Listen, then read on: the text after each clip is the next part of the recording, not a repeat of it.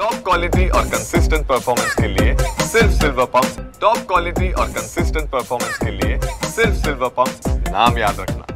ते नागपट्टणम मध्ये एक गाव आहे वेलुंद माऊली, या गावाचा ही जे आरोपी अटक केलेला आरोपी आहे महालिंगम, त्यांना स्थानिक पातळीवर त्यांच्या गावाकडे त्यांना बुलेट महालिंगम म्हणतात। तो 2 वेळा सरपंच निवडून आलेले होते। त्यांचं पत्नी आहे, पत्नी राधामणी म्हणून, तिन्ही पण म्हणजे एक वेळा सरपंच म्हणून निवडून आलेल्या होत्या। आणि यांचा एक लहान मुलगा आहे अलेक्स महालिंगम, तो देखील एकदा जेडपी सदस्य म्हणून निवडून आलेला आहे। आणि ही तिन्ही जे सरपंच असो किंवा जेडपी असो, त्यांनी अपक्ष उमेदवार म्हणून उभा राहिला आणि त्यांनी निवडून आले।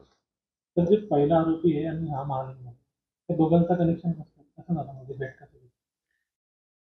हा जे पहिला आरोपी आहे अबुल, हा आणि महालिंगम 2003 ते 9 दरम्यान हा अबुल होत्या बेंगळूर जेलमध्ये आणि महालिंगम होता तामिळनाडू जेलमध्ये।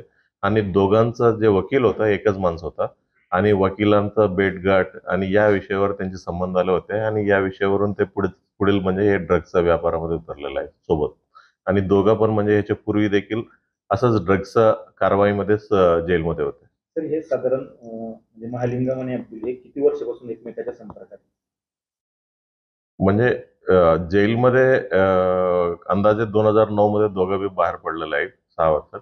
मग 2009 पासून आता म्हणजे 15-16 वर्षापासून त्यांचे संबंध आहेत। बट त्यांनी नेमका हे ड्रग्सचा व्यापार करत होता का सोबत नाहीये या विषयावर क्लॅरिटी नाही। 24 तारीख सायंकाळी जे चाळीसगाव ग्रामीण पोलीस हद्दीमध्ये कन्नड घाटचा जवळपास आम्ही एका गाडी इंटरसेप्ट केला होता। त्या गाडीतून आम्ही 43 kg एम्फेटामाइन जप्त करण्यात आलेला होता। त्याची पूर्ण किंमत होता 64 करोड 98 लाखाचा। आणि त्याच्यामध्ये स्पॉटवरती जे ड्रायव्हर होता अबुल असीम अबुल, त्याला ते दिवशी आम्ही अटक करण्यात आले होते। मग आरोपींच्या तपासादरम्यान दिलेल्या माहिती अनुसार आम्ही 4 पथक तयार करण्यात आले होते। एक पथक दिल्ली, एक पथक मध्य प्रदेश, एक बेंगळूर आणि एक नागपट्टणम तामिळनाडूत पाठवण्यात आले होते। मग एका पथक जे नागपट्टणम तामिळनाडूत गेलेलं पथक जे पुढचं इन्फॉर्मेशन आहे, म्हणजे जे माणसं ही पूर्ण ड्रग्सचा सूत्रधार आहे, किंगपिन आहे, त्यांना एक माणसाला आम्ही अटक करण्यात आलेलं आहे। त्या माणसाचं नाव होतं महालिंगम आणि त्यांना नागपट्टणम मधून अटक करण्यात आलेलं आहे। आणि त्यांना काल चाळीसगाव कोर्टात प्रोड्यूस केला आणि 5 दिवसाचं पोलीस कस्टडी भेटलेलं आहे। तर त्यांचं बॅकग्राऊंड कसं आहे? म्हणजे त्याचं जे महालिंगमचं बॅकग्राऊंड असे आहे की त्यांच्या विरुद्ध आतापर्यंत 12 जुने गुन्हे आहे, त्याच्यापैकी 2-3 NDPS गुन्हा देखील आहेत। नेमकं कुठे जात होतं सर ड्रग्स?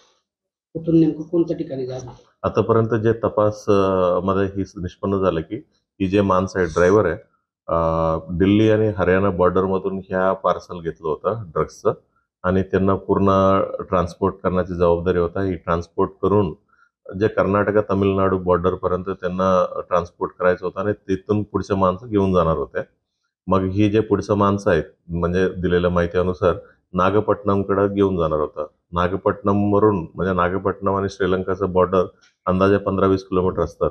मग तिथून म्हणजे काही एक्सपोर्ट किंवा इम्पोर्ट जे इलिगल ॲक्टिव्हिटीज आहेत तिथं होतात।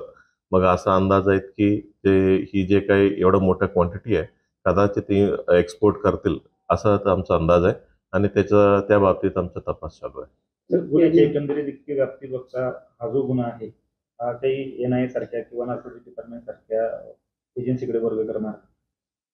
हे माझा पवारचा विषय नाही आहे। जे आमच्याकडेच आहेत आम्ही तपास करतो। एकूण हे मुद्देमाल किती जातात?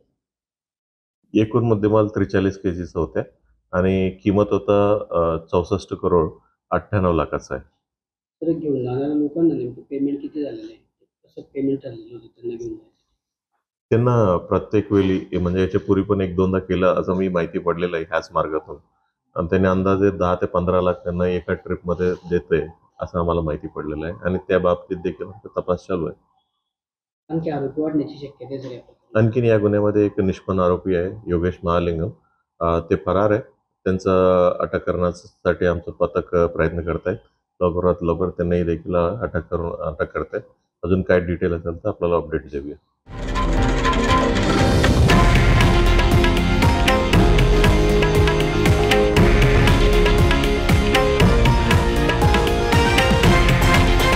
हे आहे देशातील नंबर 1 न्यूज नेटवर्क आणि आपण पाहत आहात TV9 मराठी, एकमेव.